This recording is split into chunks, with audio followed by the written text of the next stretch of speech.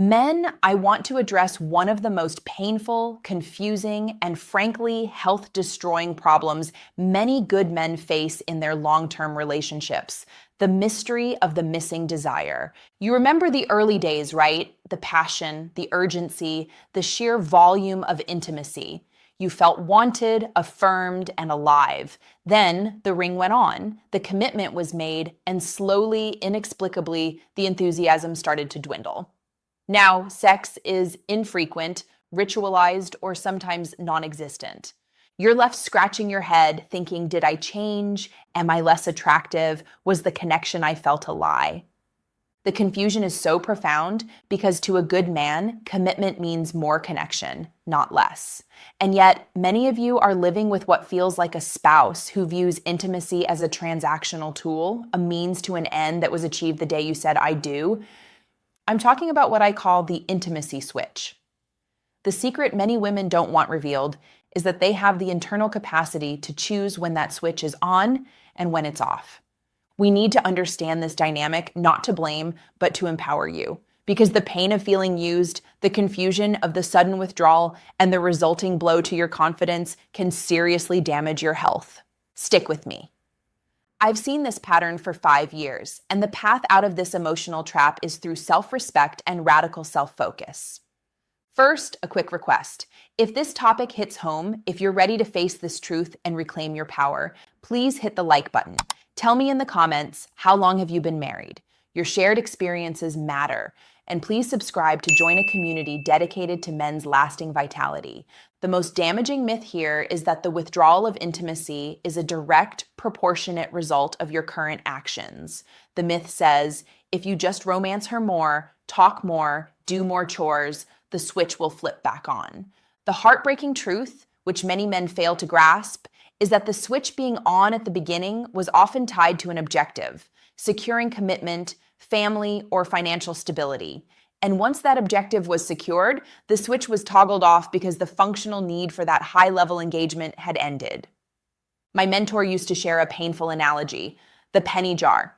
If you put a penny in a jar for every time you had sex before marriage and took a penny out for every time after marriage, the jar would almost never empty. The simple reason? The incentive changed. Before marriage, she was choosing you, building connection, proving compatibility. Her focus was on creating attraction. The switch was on, and sex was enjoyable, frequent, and passionate. After marriage. Once the commitment is secured, the woman who lacks internal fulfillment often unconsciously shifts her focus. The need for intimacy is replaced by the focus on the domestic, the financial, and the emotional support. The passion drops because the primary incentive is gone, leading to the switch off. Biologically, for many men, the constant absence or the transactional nature of sex, having it just enough to string you along and maintain the status quo, leads to chronic stress. You are living in a state of emotional ambiguity, which raises cortisol levels and actively suppresses your natural testosterone production. This isn't just a sad feeling. It's a direct hit to your male vitality and long-term health. Emotionally, when you realize you were trapped using a facade of desire, the blow to your dignity is immense. It breeds resentment and confusion. The most critical lesson here is there is nothing you can do to turn the switch back on if she is not internally motivated to fix her own personal problems. Your worth is not a function of her desire. In my 5 years of specializing in men's health, I've seen countless husbands driven to anxiety, depression, and physical sickness because they believe they are doing something wrong. They are chasing a constantly moving target, trying every piece of bad advice out there, reading sex manuals, going to therapy, learning new techniques. But here's the clinical observation. The man who was good enough to attract her in the first place is still the same good man. The problem is not his technique. It is a fundamental shift in his partner's motivation. I watched a patient, a high-performing CEO, break down because he couldn't understand why he was being punished with silence and withholding. His wife had him reading books, going to counseling, all to make it an ordeal. When he did what she asked, she would move the goalposts again. Well, I didn't mean it like that. This is what I call crazy making. It's a mechanism used to maintain control and deflect accountability. The most crucial takeaway for your health is this: Stop believing this is your problem to solve. This is your partner's self-development issue, and as long as you think you are the key to fixing her switch, you are stuck in a victim loop. Reclaiming your power means accepting that you cannot fix an issue rooted in someone else's lack of accountability. When the switch goes off, good men often react by increasing the very behaviors that unintentionally affirm the withdrawal. Here are the 5 mistakes that sacrifice your dignity and health. 5. Chasing the new you narrative and falling for false stories. The mistake. Your wife offers a myriad of excuses for the withdrawal. It's my relationship with my father. I have low self-esteem, or I've changed and I need sex to look different now. You, being a supportive husband, fall for these stories and try to adapt. Biologically, this puts you in a state of constant, desperate effort. You are forced to perform emotional labor, like reading relationship books, just to maintain the status quo. This elevates cortisol from the stress of performance anxiety and leads to mental burnout. Emotionally, you feel utterly confused because the problem magically appeared after commitment. By believing the excuses, you implicitly validate the idea that you, the good man, are somehow responsible for her past traumas or internal disarray. This is a massive hit to your dignity. Practically, you get 0 results. She moves the goalposts, proving that the stories were a deflection, not the truth. You lose faith in your own judgment and integrity. The next mistake turns you into a passive pawn in your own home. It's about how you use your money. 4. Allowing yourself to be reduced to the sperm donor financial provider. The mistake. You realize you are being strung along, maybe sex once a month, just enough to keep the peace and secure the financial arrangement. You accept this reduced role for the sake of stability. Biologically, this is profoundly emasculating. Your mind is receiving the signal that your identity has shrunk from desired husband, lover, to utility, which directly lowers mood and testosterone production. Chronic sadness becomes physical fatigue. Emotionally, you develop deep, gnawing resentment, not just toward your wife, but toward yourself for accepting such a diminished existence. You start equating your worth only with your bank account, which is toxic to your self-esteem. Practically, the wife learns that the occasional pity sex is enough to maintain the financial tap. This reinforces the transactional nature of the marriage, cementing the switch off. The third mistake is the most common self-deception that keeps good men miserable. 3. The mental calendar trap, living for the next obligation. The mistake. You notice your partner operating on a mental calendar, calculating when she needs to initiate intimacy to buy another week or 2 of peace. You become hyper-aware of this, anticipating the chore. Biologically, this hypervigilance traps you in the sympathetic nervous system, fight or flight. Your mind anticipates the anxiety of when will the time run out, which inhibits genuine arousal and relaxation, making even the rare encounters feel forced and unpleasant. Emotionally, you feel like a beggar, not a lover. The act itself is tainted by the knowledge that it is not driven by passion, but by calculation. This kills the joy of intimacy for both of you, leading to further withdrawal. Practically, by accepting this routine, you are reinforcing the structure of the marriage as a low-grade emotional prison built on manipulation and debt. This next mistake is a silent betrayal of your integrity. 2. Withdrawing all physical affection as self-protection. The mistake. Because the switch is off, you stop initiating all forms of physical touch, hugs, hand-holding, casual affection, to prevent the painful rejection that might follow. Biologically, you cut off your own supply of oxytocin, the bonding hormone.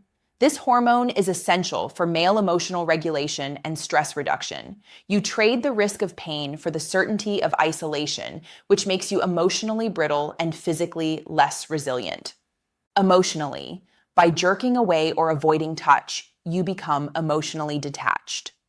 While this is a defense mechanism, it creates a cold atmosphere that reinforces the distance, making reconciliation, if it ever comes, much harder.